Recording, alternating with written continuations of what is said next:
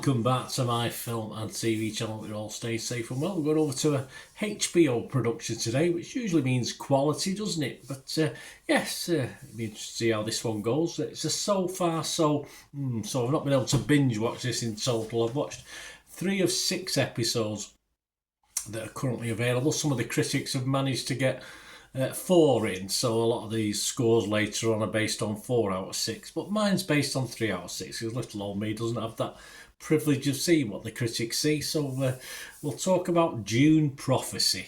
Yes, 6 episodes. It started broadcasting on the 17th of November and it's due to finish just before Christmas on the 22nd of December. I'm recording this on the 2nd of December, so almost just under 3 weeks away. So all my comments and scores are at this date for this one. It's science fiction television, of course, developed by Diane Adamu John and Alison Shapka for HBO. Set in Frank Herbert's Dune universe, of course. This series focuses on the origins of the Bene Gesserit, a powerful social, religious and political force whose members possess superhuman powers. Yeah, they can tell you to do things. Well, most women have that power, don't they? And abilities by undergoing years of intense physical and mental conditioning. Well, I think they're born like that, aren't they? Dune Prophecy is positioned as a prequel to the 2021 Denis Villeneuve film Dune, which adapts the first half of the 1965 novel of the same name by Frank Herbert and takes place some 10,000 years before the events of the film. So as I said, this premiered on November the 17th. It stars, amongst many others, Emily Watson, Olivia Williams, Travis Fimmel, Jodie May, Sarah Sophia Busnina, Chloe Leah and Chris Mason. We've got some more here. Shalom Broom Franklin, and we can't forget Mark Strong, can we? Come on, Bernard, sort yourself out. Generally about 55 to 60 minute episodes. And yeah, the first episode, introduction if you like, was a bit of a slow burn, but we start to see the politics that obviously are involved in this. And of course, as you'd expect, a pretty good cliffhanger to sort of set me up for the next episode. And it continues moving on quite nicely, as expected within a limited series of just 6 episodes. The plot does move a little bit more steadily than perhaps some would appreciate in a 6-episode series. There's flashbacks in this, which is, as you know, I struggle with at times if I'm not fully focused on watching the thing. At times I watch things while I'm perhaps doing one or two. I try and multitask. I'm not great at it, but I try and do it because time's too short, isn't it? But don't let you put you off that. The time shifts. It's just a personal gripe from me when I'm trying to concentrate or trying to do two or three things at once. Excellent casting. Yeah, there's the odd actor who isn't fantastic. A couple of faces I recognise from, even back in, there's even one face I recognise. I'm sure she was in Coronation Street back in the day. But anyway, there are some not so great actors, but there are some really good actors as well. I do like this sort of political side of a series like this. Some will find it a little bit too wordy at times, which is complaints about things like Game of Thrones, I suppose. There's a lot of politics and backstabbing and conspiracies, etc. And this is no different. But some might want a little bit more action, and it's not. There's not that much, but there's obviously plenty dotted about. But if you're just after an action sci-fi, this isn't the one. Some nice little subplots that build the tension as the politics mix with religious devotion, of course.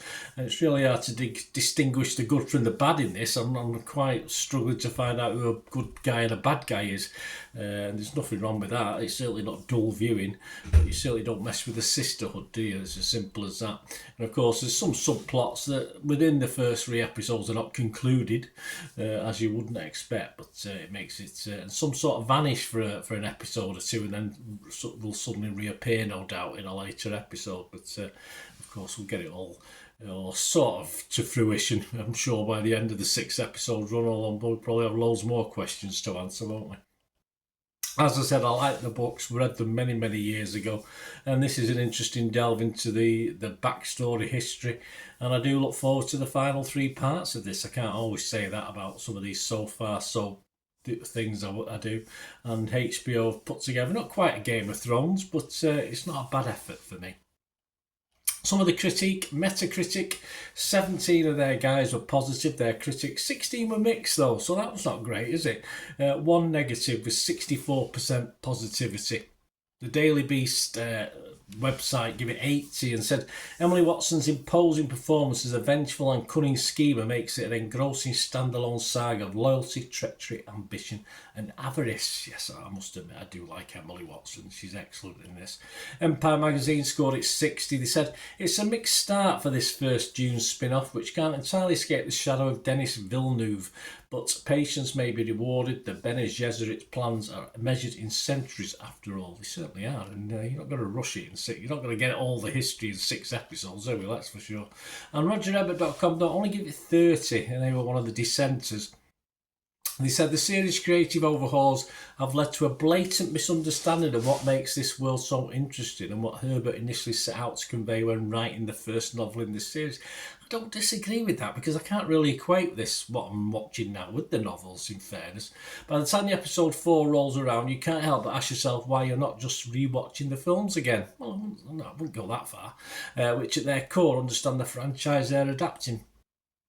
It's an adaptation. If you stick in the mud, want to stick to the Herbert originals, then yeah, I can appreciate there's a problem. If you're willing to delve away from that and just treat it as a standalone thing, which is how I'm watching it, it's not a big problem, in fairness. Rotten Tomatoes, 6.4 out of 10. That's 49 fresh, 18 rotten.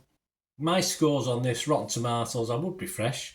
Metacritic, I'm going to be positive, and I'm going to give this a healthy, very watchable score of 6.5 out of 10. As I said, 3 episodes out of 6 in, so hopefully that might increase and hopefully it won't go down. Rotten Tomatoes audience is 60%. Metacritic users slightly down, just 5.3 out of 10. But if you go over Internet Movie Database, 11,000, of course, most of these have watched probably 2 or 3 episodes. 11,000 reviews and 7.4 out of 10. So that's pretty good on Internet Movie Database. So overall, worth the effort. As I say, there's some slight critique there, which I can understand, but it was okay for me. Let me know what you think, guys. Great to have your views on this little series. Just let me know, and please, if you are new to the channel, enjoy what I try and do, please push that subscribe button if you can, and then obviously the bell notifications. All these vlogs are coming out. I do everything film and TV reviews like this, information vlogs, even the odd quiz thrown in from time to time. Who knows, there might be a Dune quiz one day, but well, yeah, I'm just trying to think if I've done one actually. No, I haven't done a Dune quiz. So stay tuned. And if you do check through the channel, you'll see items on my football team at Manchester City as well. So if that's any interest, have a look at that. Or if you know someone who might be interested, give them a kick in my direction. And yes, I'm always after ways of people helping me on the channel and supporting the channel. So if you want to find out ways of you can help me out, please stay tuned. Right, a quick shout out before we go for my sponsors at the moment. Piat6505, they've got a little eBay shop and they sell movie posters from the 1990s and 2000s, some great films, some great actors, so please check the link in the comments section below and you'll go straight to the shop. I dispatch everything between 24 and 48 hours, so if you see anything there you want to order it, you can also mention my name. I mean, they are sponsoring me, so I do my little deal as well, so you can get 10% off if you buy anything. Just mention me, so say Bernard sent you, and they'll give you a 10% reduction on your order price. My thanks to Piat6505. If you're interested in sponsoring the channel yourselves, guys, supporting the channel by sponsorship, just let me know. My socials are on screen there, so just contact me about that and we can have a chat. Other ways to help me out, guys, if you watch the ads, if the ads on this YouTube ads, that helps in a very little way, but it all helps. It all, you know, watch the pennies and pounds look after themselves, they say, don't they? Or the pennies or the 10p's look after themselves. But if you watch the ads or follow the links on the ads as well, that's always a nice way. to support the channel if you sort of hang on for it. I've done that. I watched other people's and followed the ads, just something I fancied, which does happen from time to time. Of course, you can support me by pushing that subscribe button as mentioned earlier, and that, of course, pressing the button so you know when these vlogs are coming out. And of course, I'm always interested in your opinions, and of course, if you can give us a like, that'd be wonderful as well. So thanks for watching, guys. Hopefully I'll join you very, very soon with something else. Until we meet again, I'll never ask one thing, don't I? Please stay safe, everyone. Bye for now.